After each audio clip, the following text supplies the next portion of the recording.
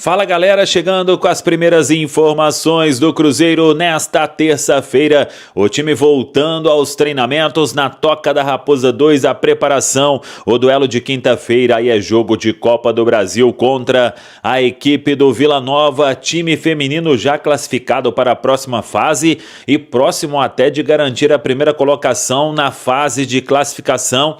Dia de jogo no Campeonato Brasileiro Sub-20, Cruzeiro em busca da reabilitação. Tudo isso você confere a partir de agora. Vamos lá, pessoal. Antes, aquele pedido sempre importante para você deixar o like. É só clicar aí no joinha, você vai curtir o vídeo. Faça a inscrição, na sequência ative o sininho para não perder nenhum conteúdo. Vamos juntos com as primeiras do dia. Esta terça-feira tem jogo do Cruzeiro, hein? Campeonato Brasileiro Sub-20. O Cruzeiro em campo, enfrentando o Corinthians. O jogo na Toca da Raposa 1. A bola vai rolar às 3 da tarde e o Cruzeiro buscando a reabilitação, porque o Cruzeiro chegou a liderar o Campeonato Brasileiro Sub-20, mas hoje está na 9ª colocação, com 14 pontos ganhos. O líder é o Palmeiras, 23.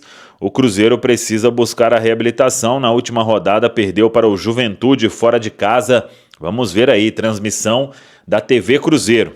Time buscando então a reabilitação neste Campeonato Brasileiro Sub-20. No Campeonato Brasileiro Feminino, o Cruzeiro vai muito bem, invicto, 11 jogos, 9 vitórias, 2 empates, 29 pontos conquistados e o Cruzeiro já na liderança e garantido na próxima fase.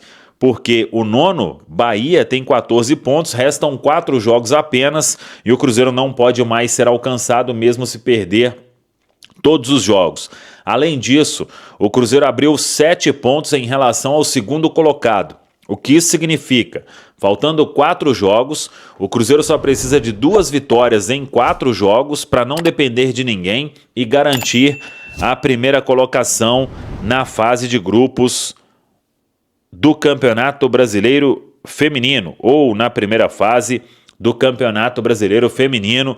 Um grande feito do time do técnico Jonas Urias, que vem muito bem. E até sobre o futebol feminino, uma informação importante é que a Bianca Brasil, ela teve uma entorse no tornozelo esquerdo na vitória sobre a Ferroviária.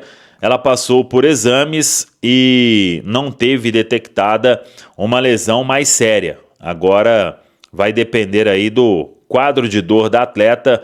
Vamos ver se na quinta-feira ela pode ficar à disposição para o jogo diante da equipe do Palmeiras. De qualquer forma, ficando fora aí desse jogo, ela não deve ser ausência por muito tempo. Toda a sorte do mundo aí para nossa Bianca Brasil. No masculino profissional, o Cruzeiro volta aos treinamentos nesta terça-feira na Toca da Raposa 2.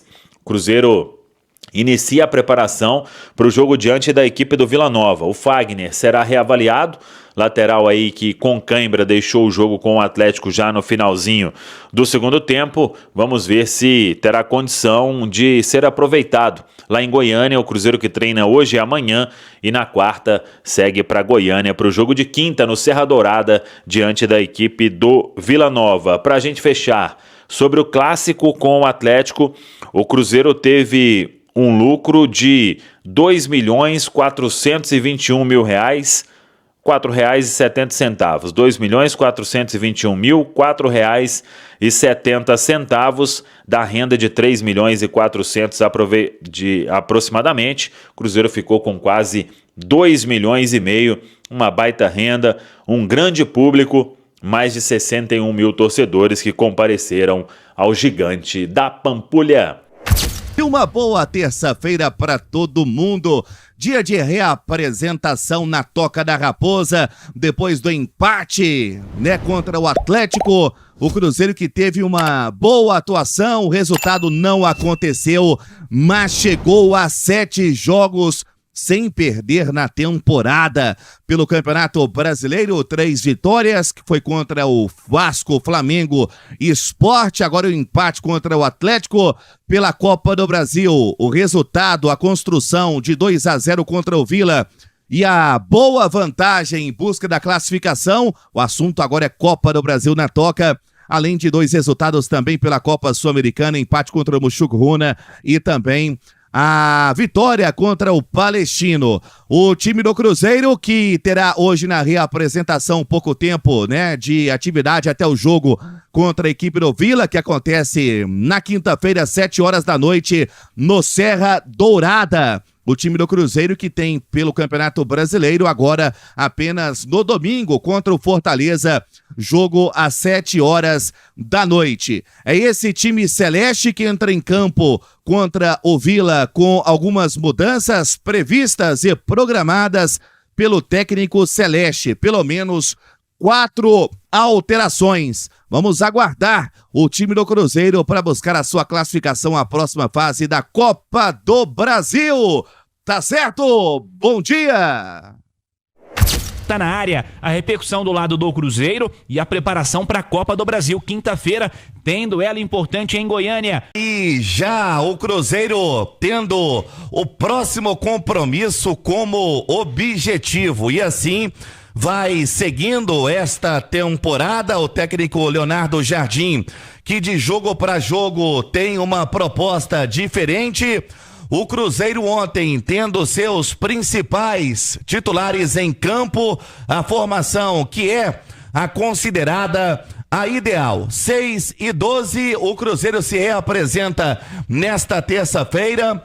O que é, né, para ser comemorado e a Nação Azul vem, né, ficando satisfeita é com o desempenho, apesar de amargar um pouco, né, o resultado 0-0 por tudo que fez na partida de ontem. Cruzeiro chega ao 7º jogo sem perder na temporada. No Campeonato Brasileiro vem de vitória sobre o Vasco, sobre o Flamengo, sobre o Sport. O empate agora no Clássico contra o Atlético. No meio de tudo isso, teve também a Copa do Brasil. O bom resultado, né? A boa vantagem construída 2-0 para cima do Vila, que agora é o assunto na toca, além de 2 resultados na Copa Sul-Americana, o empate contra o Muxugruna e a vitória contra o Palestino. O momento não poderia ser melhor. O que vem realizando em termos de trabalho na toca dentro de campo vem se resultando e o Leonardo Jardim muito satisfeito. Agora pela Copa do Brasil tem o Vila no Serra Dourada, quinta-feira, 7 horas da noite, com os 2-0 na construção do primeiro resultado. E até pela entrevista coletiva de ontem, já visando o jogo contra o Vila em Goiás, o Cruzeiro pode ter 3 a 4 peças de mudanças com relação ao time que ele vem utilizando.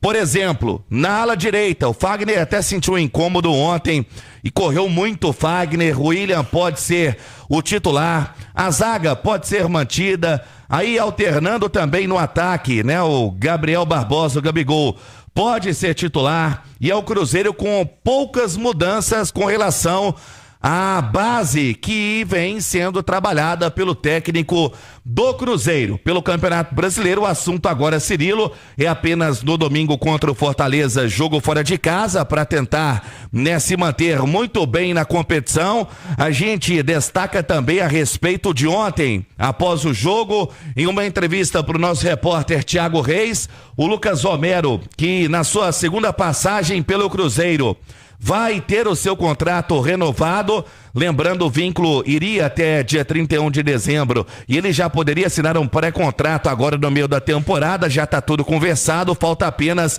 o Lucas Romero assinar para ter a sua permanência definitiva no Cruzeiro. Lembrando, ele que esteve aqui em 2016 até 2019, conquistou 2 Copas do Brasil, tá jogando muita bola, sinal eletrônico marcando 6:15, e o Lucas Romero, né, vai permanecer, já tá tudo alinhado com a diretoria do Cruzeiro, que trabalha também nos bastidores para que na próxima janela possa ter reforços pontuais, mas o momento não poderia ser melhor. 7 jogos sem perder, JVC.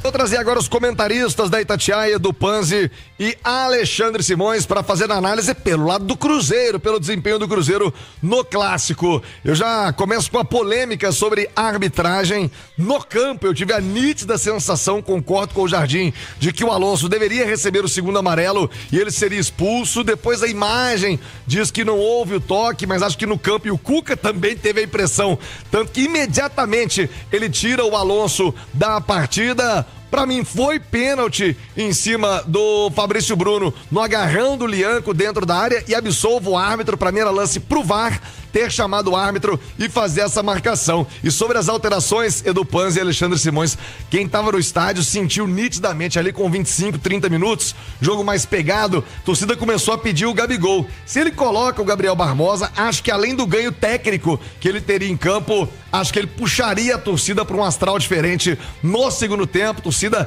iria jogar ainda mais junto, iria inflamar o jogo, iria inflamar o estádio. Ele deixou para colocar o Gabigol mesmo pro finalzinho do jogo. Acho que ele poderia ter colocado o Gabriel Barbosa um pouco mais cedo. Dito isso, quero ouvir os comentaristas da Itatiaia, começando por você, do Panzi, que esteve ontem no Mineirão. Polêmica de arbitragem, era pra expulsar, não era pra expulsar, era pra marcar o pênalti, não era. O Jardim demorou a mexer no time do Cruzeiro. Qual foi a sua análise? Pra mim, um bom clássico, viu, Du? Apesar do placar em branco. Boa tarde, Edu Panzi. Tudo bem, Thiago? Um abraço pra você, pra todos que estão ligados no Rádio Esportes. Vou ser breve falando sobre arbitragem, sobre polêmica. Não vou render. Pra mim, no lance, na hora no jogo, no lance do Alonso, no segundo tempo, eu teria dado o segundo cartão amarelo pra ele, sim. Mas depois, revendo o lance com mais calma, acho que o Christian valoriza muito mais. Ele dá até um salto depois, então não foi um lance para amarelo. Mas na hora, se o árbitro tivesse dado, não seria nenhum exagero. E no lance do suposto pênalti no Fabrício Bruno, muita gente pode dizer que toda hora tem esse agarra-agarra na área, mas eu achei bastante assintoso. Com o replay, eu teria marcado o penal, sim. E falando do jogo em si, eu acho que o Cruzeiro fez o que tem feito nos últimos jogos, um time muito intenso, pressionando a saída de bola do adversário, ocupando o campo ofensivo. Muita gente achou ruim da palavra amasso que eu usei no meu comentário e eu não retiro. Acho que o primeiro tempo o Cruzeiro amassou sim o Atlético, porque eu entendo amasso como volume ofensivo, como o adversário não passar do meio de campo. Para mim, amasso não significa finalizar na direção do gol, mas cada um tem a sua percepção, e o que não voltou a acontecer na segunda etapa, porque houve um maior equilíbrio na partida. E fato é, cara, que o Leonardo Jardim, na sua entrevista coletiva, eu acho que ele foi muito mal na coletiva, deixou de falar do Cruzeiro para destacar o adversário, e quando ele fala que ele foi pego de surpresa, ele colocou uma medalha de ouro no peito do Cuca, né?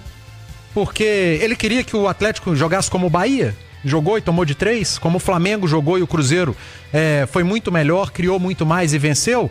O Atlético tá assistindo o Cruzeiro. O Atlético vem de uma sequência muito pesada física. O Atlético respeitou o Cruzeiro? Respeitou o Cruzeiro, o momento do Cruzeiro e o momento dele, Atlético, físico. E nitidamente o Atlético tem sentido a parte física. E mudou o jeito de jogar.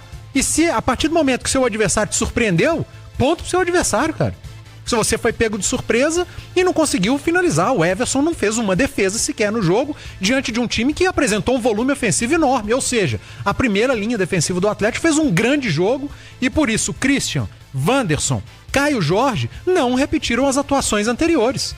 A gente praticamente não ouviu o nome desses três na partida porque Lianco, o Natanael e o Rubens fizeram um jogo muito bom. Então, eu acho que o Leonardo Jardim perdeu a oportunidade na coletiva de exaltar o desempenho do Cruzeiro na temporada, a evolução do Cruzeiro na temporada, o quanto o Cruzeiro é controlador do jogo como mandante, para ficar falando de um Atlético que, sendo muito sincero, teve uma estratégia pro jogo e foi muito bem na sua estratégia. E acho, se você me permite traduzir o que você disse sobre amasso, não há demérito nenhum em você ser amassado. Pelo contrário, o atleta tem muito mérito em soube se defender o tempo inteiro bem, com qualidade, mesmo sendo amassado. E assim, cara, cada um vê o futebol de uma maneira. Às vezes, quem entende amasso como finalizar no gol e o goleiro adversário trabalhar muito, tá certo, tá tudo bem, cara. 12:10, eu quero agora saber como você, Alexandre Simões, viu o jogo pelo lado do Cruzeiro. o que faltou pro Cruzeiro conseguir esse golzinho que daria a vitória. Aliás, disse no início do programa, o Lucas Silva mandou uma bola no travessão, o Cruzeiro criou boas oportunidades, mas não conseguiu traduzir as chances em gol, num clássico, como de praxe, de costume, muito mais intenso, muito mais pegado do que jogado, Simões. Boa tarde, Alexandre Simões, professor aqui no Rádio Esportes. Boa tarde, Thiago, boa tarde, Edu, boa tarde quem acompanha a gente. Olha, eu tenho a impressão, assim, primeiro, a colocação que o Jardim fez e que o Edu destacou, eu não vejo demérito em você jogar para se defender, é uma estratégia de jogo. Tá? É uma estratégia de jogo. O Cruzeiro, em 2017 e 2018, ganhou 2 Copas do Brasil sabendo se defender com o Mano Menezes. E é uma estratégia de jogo. Agora, eu acho que o outro ponto, e aí eu acho que talvez o Jardim pudesse ter destacado isso, cara, há muito tempo, né? Eu acho que desde que o Cruzeiro caiu para a Série B e retornou à Série A, né? Nesse processo todo que o Cruzeiro vem vivendo, há muito tempo o Cruzeiro não é o protagonista do clássico. E o Leonardo Jardim conseguiu fazer isso. Então eu acho que seria interessante ele destacar isso, né? Porque mesmo nos clássicos que o Cruzeiro venceu nesse período, né? E a gente pode destacar aí aquele de 2021, do Mineirão vazio por causa da pandemia, os 2 da Arena MRV, o Cruzeiro não foi quem propôs o jogo, não foi o protagonista do jogo. Ou mesmo os jogos do Mineirão, né? O Cruzeiro ia pra cima, mas eram jogos equilibrados, empatou, perdeu pro Atlético. Neste não. Neste clássico de ontem, o Cruzeiro foi o protagonista do jogo. Foi quem ditou o jogo. Foi quem se mostrou superior. E eu acho que isso é um ponto positivo pro Leonardo Jardim, né? Que tá vivendo um processo aí de remontagem do Cruzeiro a partir de um elenco que não foi ele quem formou, que ele herdou. Tá? Então eu acho que esse é um ponto muito, muito positivo. Agora, outra questão, Thiago, que aí é relativa à arbitragem, eu entendo que e aí na minha visão de ver, se o Flávio marcou a falta do Júnior Alonso, ele tinha que dar o amarelo. Se foi falta ou se não foi falta é outra questão. Se ele marcou a falta, ele tinha que dar o amarelo. E no lance do agarrão dentro da área, pra mim é pênalti. Até porque eu acho que a grande área é a proteção do atacante. Assim como a pequena área é a proteção do goleiro, a grande área é a proteção do atacante. E existe o pênalti, claro, e o pênalti de VAR. Tipo o que o Luciano sofreu contra o Grêmio. Foi pênalti, cara. Você achou? Achei, o cara chuta a perna dele. Eu não achei. Eu não achei. O cara chuta a perna dele claramente. Tem um contato, cara, mas o zagueiro do Grêmio passou outro na dia frente. teve um do Arrascaeta contra o Corinthians. Aquilo porque a também gente não fica... foi, não foi, é pênalti. não foi. É pênalti de VAR. O VAR existe justamente... Eu acho que você tá comparando dois lances duvidosos, pra dizer o mínimo, com um lance que foi muito claro. Pra mim não é duvidoso. Coitado dos juízes, né? Olha mas que a pra mim não é. Mas pra mim não é duvidoso. É difícil, cara. Outro dia um Bahia e Ceará foi decidido, o cara entrando na área, ele pisa. Não é interpretação. A falta dentro da área é pênalti. Câmera lenta. O Fabrício Bruno foi agarrado e eu acho que o Christian foi mais agarrado ainda pelo Alan Franco. Inclusive o Alan Franco cai em cima do Christian. Então, o árbitro ali no lance, naquela coisa de grande área, ele pode achar, foi do coisa. O VAR tinha a obrigação de chamar o árbitro pra ver, porque foi pênalti. E no lance do Alonso, o fato de não ser falta, pra mim, não absolve o árbitro. Porque se ele deu a falta, ele tinha que dar o cartão vermelho. Por quê? Porque o Christian dá um chapéu no Alonso, né? Pegando a bola e vai em direção na intermediária. E ele deu amarelos por lances muito menores do que aquele. Então eu acho que assim, pipocou o Flávio e pipocou o VAR. Porque o lance foi pênalti. A medida do Cuca... Imediatamente. O Cuca condenou o árbitro ali. Exatamente. O Cuca condenou o árbitro quando ele imediatamente saca o Alonso. Por quê? Porque se ele marcou a falta... próxima falta dele seria... Mas aquela já era pro amarelo. Não foi falta. Ok, não foi falta, era depois e o VAR não poderia entrar porque era pro amarelo. Agora, se ele marcou aquela falta, era pra amarelo. Então, ele iria errar expulsando se não foi falta. Só que ele errou não expulsando porque ele marcou a falta. Então, parece uma contradição, mas se ele marcou a falta do Alonso, ele tinha que dar o cartão amarelo, era o segundo, era o vermelho. Eu, há algum tempo, eu já cansei e parei de discutir interpretação. Cara, se eu tenho uma interpretação, o Simões tem outra, eu vou manter a minha vou ouvir a dele e não vou querer ter razão, cara. Porque a interpretação cada um tem a sua. Você sabe que me chamou a atenção, o Jardim pontuou na entrevista de maneira bem tranquila sobre a arbitragem, mas dos jogadores que foram à zona mista, os 3 que nós ouvimos no Rádio Esportes, nenhum deles quis falar de arbitragem. Não, pra mim, é isso aí mesmo, vamos fazer a nossa parte, destacar o Cruzeiro hoje, né, 3º colocado do campeonato. Não vi aquela reclamação assintosa, meu Deus, que eu acho que a imagem é bem clara, bem forte do pênalti, principalmente do pênalti, que poderia mudar o jogo. E também no campo tive a sensação sim de que o Alonso deveria receber o 2º cartão amarelo. Então é isso aí, pessoal. Já que você chegou até aqui no vídeo, não se esqueçam de dar aquela moral, se inscrevendo aqui no nosso canal, deixando o like, a opinião de vocês aqui nos comentários, galera. Vai nos ajudar bastante, né? Pra gente estar trazendo esses cortes aí de notícia do nosso Cruzeiro todos os dias aqui pra vocês, galera. Rapaziada, então é isso. Esse aí foi mais um vídeo de hoje. A gente vai ficando por aqui, né? Um forte abraço a todos. Fiquem todos com Deus. E até o próximo vídeo, galera. Fui!